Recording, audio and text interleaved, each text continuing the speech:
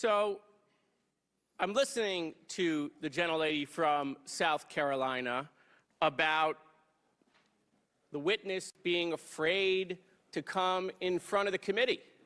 It's interesting. He's here. He doesn't seem to be too afraid. Joining us now, the man you just saw, Congressman Jared Moskowitz, Democrat of Florida. First of all, what did you make of your Republican colleagues' reaction to Hunter Biden's surprise appearance? Well, thanks, Anderson. Thanks for having me. No, they did not expect for that to happen.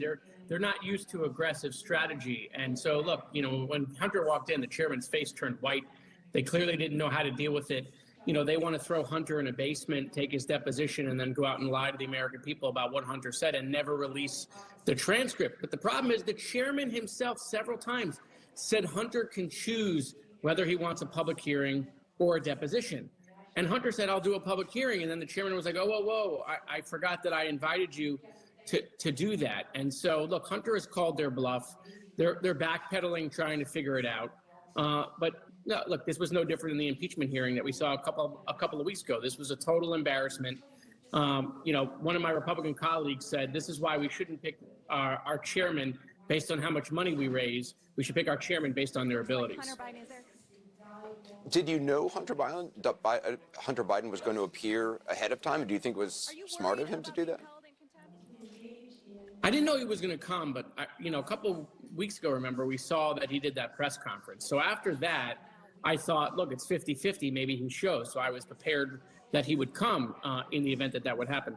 Whether that's smart or not, look, that's up to his attorney and the American people. I know, this is something Republicans are not used to dealing with, Democrats coming with an aggressive strategy. They expect, them to just try to come after us and turn our back. But Hunter's been very aggressive about it. And so, look, at the end of the day, I'm sure at some point in time we'll sit down and we'll get Hunter's testimony.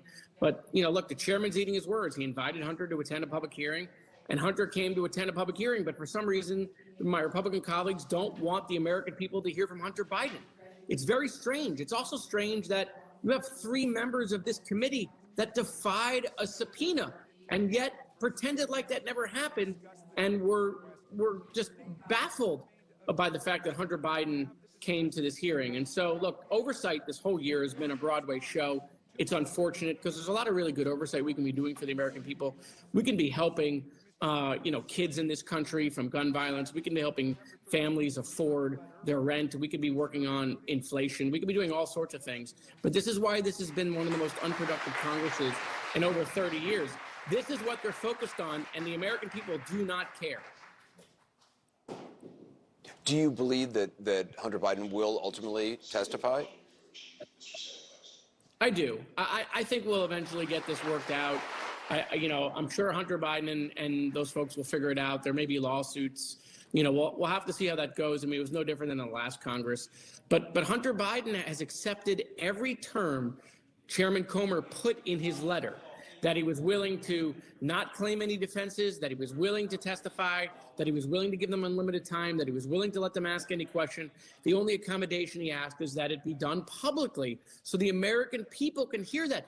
But transparency, bad. Oh, bad transparency, says Chairman Comer. And so, look, he's got egg on his face. He put his foot in his mouth when he invited Hunter Biden to come to a public hearing. Hunter Biden called his bluff.